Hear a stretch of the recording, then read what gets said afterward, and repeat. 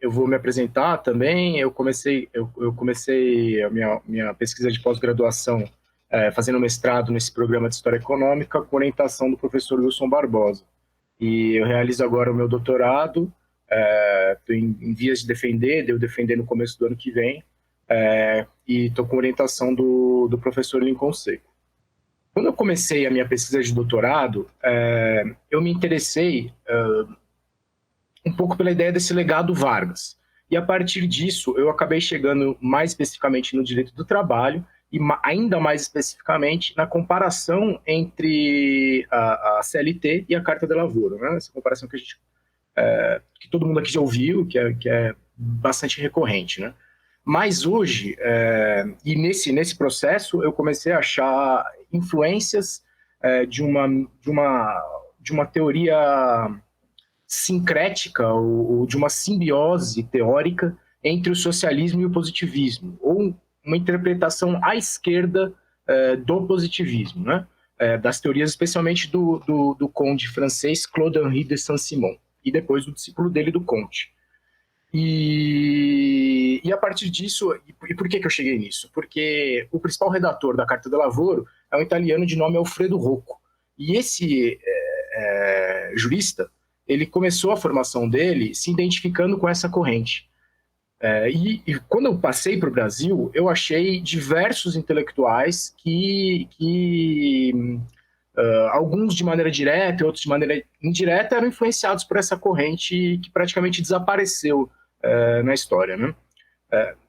Penso assim, mesmo na figura do Júlio de Castilhos, em várias dessas figuras, no Evaristo de Moraes, são em várias figuras, algumas conhecidas, como esses dois que eu citei, outras menos conhecidas.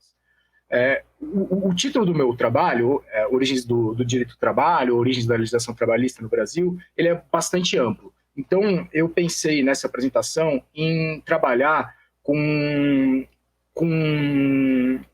um trecho da minha pesquisa que versa sobre a Faculdade Nacional de Direito no Rio de Janeiro. Então, nesse ano de 1891, são fundadas no Rio de Janeiro duas faculdades de Direito, né? A Faculdade Livre de Ciências Jurídicas e Sociais do Rio de Janeiro e a Faculdade Livre de Direito. No ano de 1920, essas duas faculdades elas são fundidas no que ficou conhecido como Faculdade Nacional de Direito, né? A Faculdade Nacional de Direito, já a partir ou mesmo nessas faculdades antes, na Faculdade Livre de Ciências Jurídicas, por exemplo, no final do século XIX, virou professor um sujeito chamado Luiz Carpentier.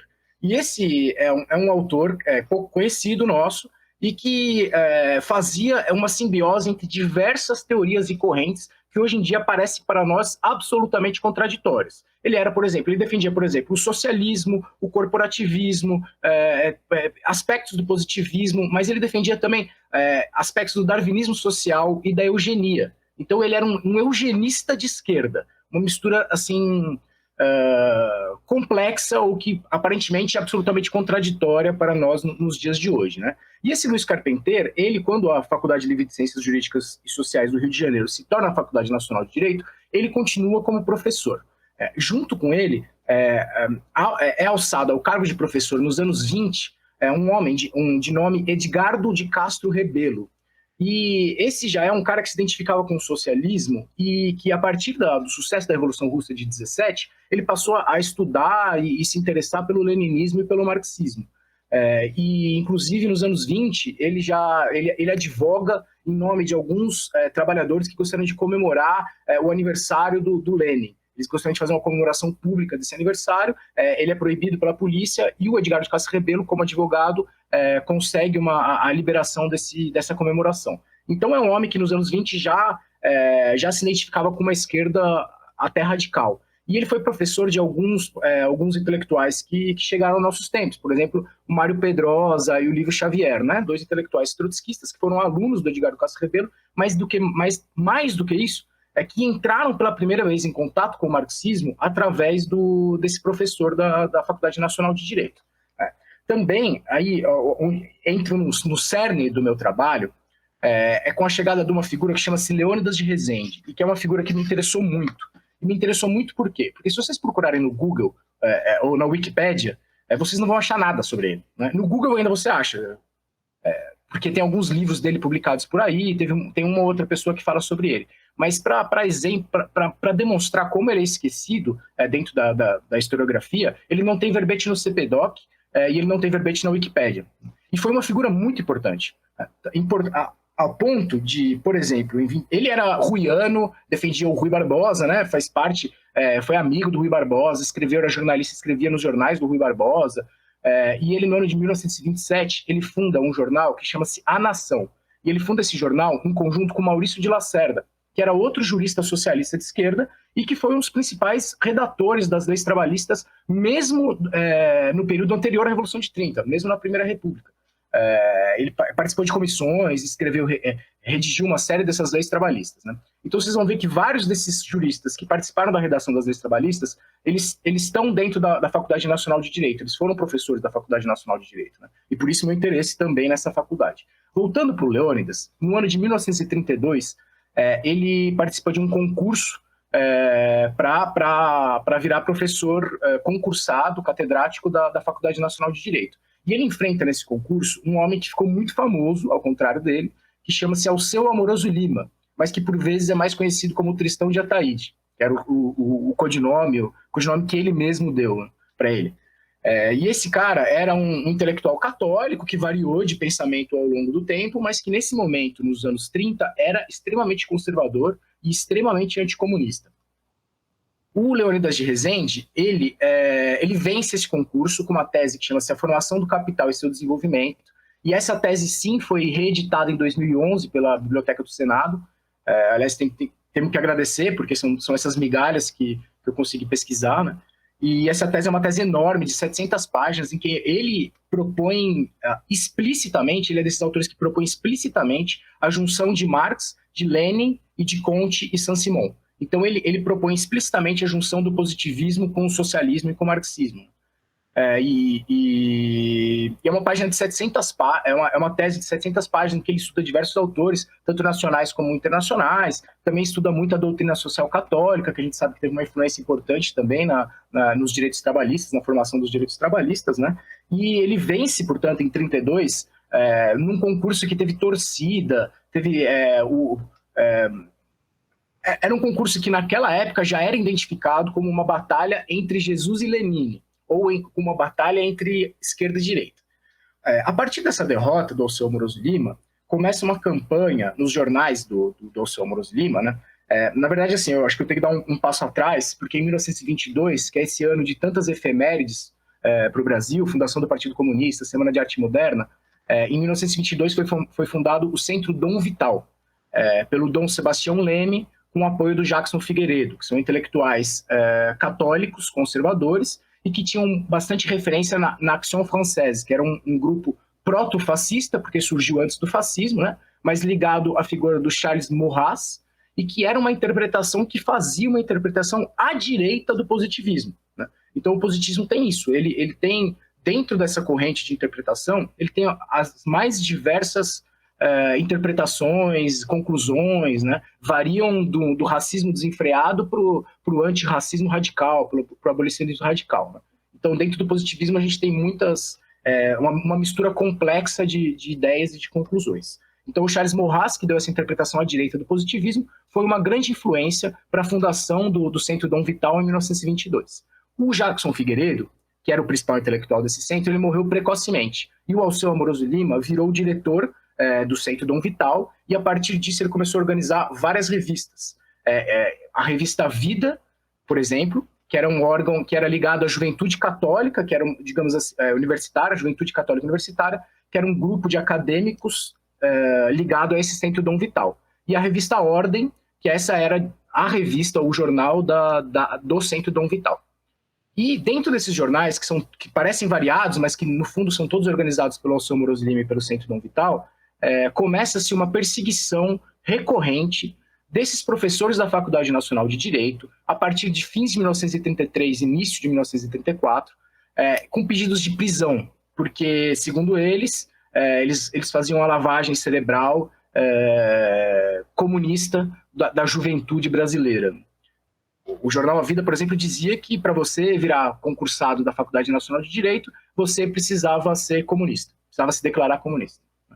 E é um tema também que é muito pertinente para a gente hoje em dia, porque ele versa sobre a autonomia universitária, sobre a liberdade de cátedra, né? Sobre esse caráter persecutório também, né? Enfim, no ano seguinte, em 1933, o Alceu Moroso Lima ele presta outro concurso na Faculdade Nacional de Direito. Dessa vez, ele é derrotado por Hermes Lima, que também é um jurista de esquerda desse grupo e que passa a ser professor em 33 da Faculdade Nacional de Direito. O Hermes Lima ele é mais conhecido porque ele veio até os dias, chegou mais próximo da gente no tempo. Ele chegou até a ser ministro do Trabalho, ele foi primeiro-ministro no hiato parlamentarista do governo João Goulart. Então ele é um cara que a biografia dele é muito mais conhecida do que, por exemplo, a do Leônidas de Rezende, né? Por que eu estou ressaltando isso tanto?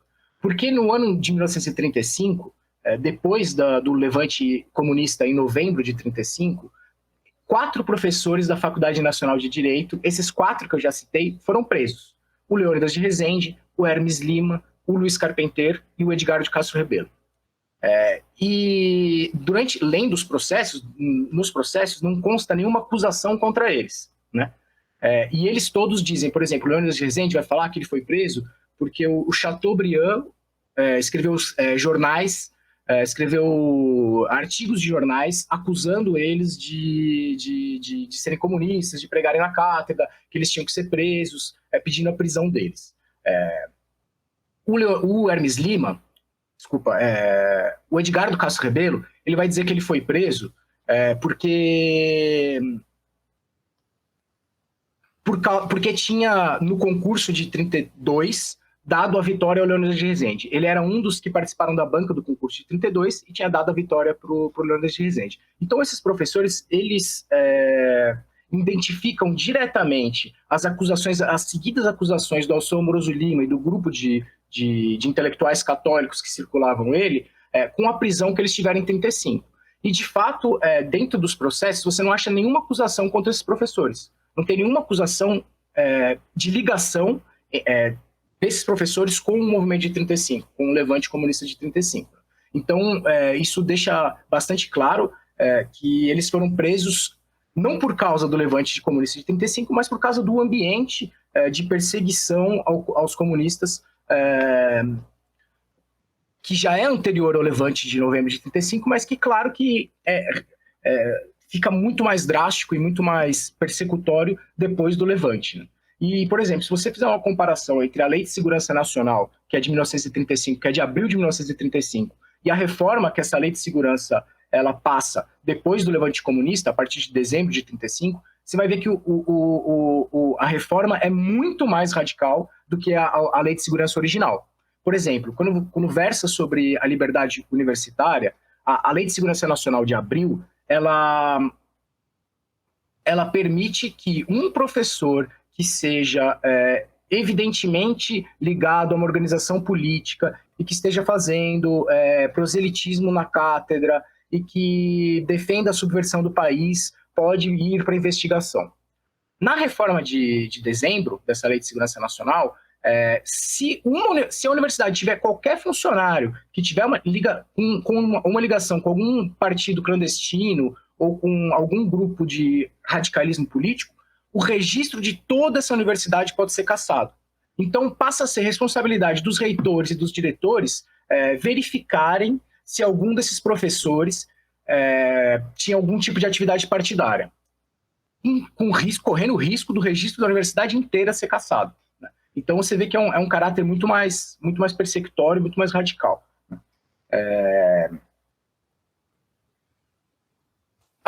Eu acho que é importante falar dessa Faculdade Nacional de Direito também, porque o Leônidas de Rezende, com esse concurso de 1932, ele para mim, ele trouxe o marxismo para a universidade brasileira. É a primeira vez em que o marxismo é lido academicamente de maneira séria. Assim, o Silvio Romero, um pouco antes, que já lia alemão e que lia o original, também fez algumas leituras, né? Mas de maneira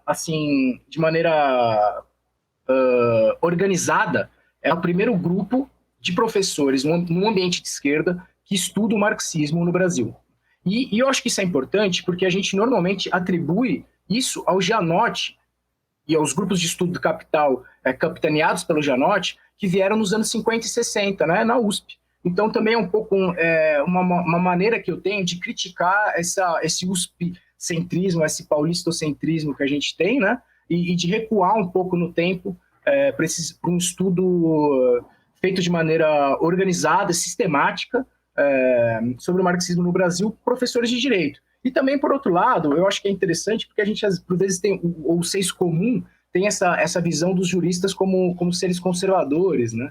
Então, é muito interessante para mim analisar esse ambiente da FND de esquerda, que iniciou-se nos anos 20, mas que tomou essa forma mais concreta nos anos 30, e que não acabou com esses professores, né? Eu, por exemplo, eu não mencionei, mas o Joaquim Pimenta, que é um dos grandes redatores da legislação trabalhista no Brasil, ele foi professor de Direito do Trabalho nos anos 30 na Faculdade Nacional de Direito, ele só saiu nos anos 60 e dando lugar para o Evaristo de Moraes Filho, que foi aluno da FND e que assistiu como aluno esses concursos que eu mencionei, torcendo pelo Leônidas de Rezende e pelo Hermes Lima, ele conta isso em entrevistas, né? O pai do Evaristo de Moraes Filho, Evaristo de Moraes, que é um desses grandes redatores do Partido Comunista que é um dos grandes redatores do direito do trabalho no Brasil, ele foi professor de direito penal entre o ano de 38 e de 39 na Faculdade Nacional de Direito, né? E agora, o meu tempo está acabando, alguém abriu o microfone, acho. Não, é só para você, Francisco, se puder, já encaminhando para as considerações finais, por favor. Claro. E eu comecei mencionando aquele jornal A Nação, que foi fundado pelo Leônidas de Rezende junto com o Maurício de Lacerda, e eu esqueci de concluir esse raciocínio, então com isso eu concluo. No ano de 27, o Leônidas fundou junto com esse Maurício de... No ano de 22, o Leônidas fundou com o Maurício de Lacerda o jornal A Nação. No ano de 27, o Leônidas de Rezende se aproximou da direção do Partido Comunista do Brasil, PCB, e ofereceu o jornal A Nação para funcionar como o primeiro jornal oficial aberto, não clandestino, que o partido estava inteira clandestinidade, do PCB no Brasil. E esse jornal ele foi imprimido no escritório do Evaristo de Moraes. E é curioso, porque mesmo a historiografia comunista, as memórias comunistas, a historiografia comunista, não costuma lembrar desse episódio em que o Leônidas de Rezende e o Evaristo de Moraes emprestaram um apoio importante para que o jornal, para que o partido tivesse seu primeiro jornal público, e que eles poderiam ter sofrido consequências graves, porque o partido estava inteiramente na clandestinidade nesse momento. Então são, assim, passagens biográficas desses juristas de esquerda importantes e que ajudaram a redigir as leis trabalhistas no Brasil. O Evaristo de Moraes, por exemplo, e termino com isso, escreveu em 1905 o Apontamentos do Direito Operário, que é considerada a primeira obra de direito trabalhista do Brasil. Inclusive, você vê que não tem nem o nome do direito do trabalho, ainda o nome é direito operário, que ainda é, digamos assim, uma visão um pouco mais limitada sobre o direito do que hoje a gente conhece como direito dos trabalhadores. E com isso eu encerro.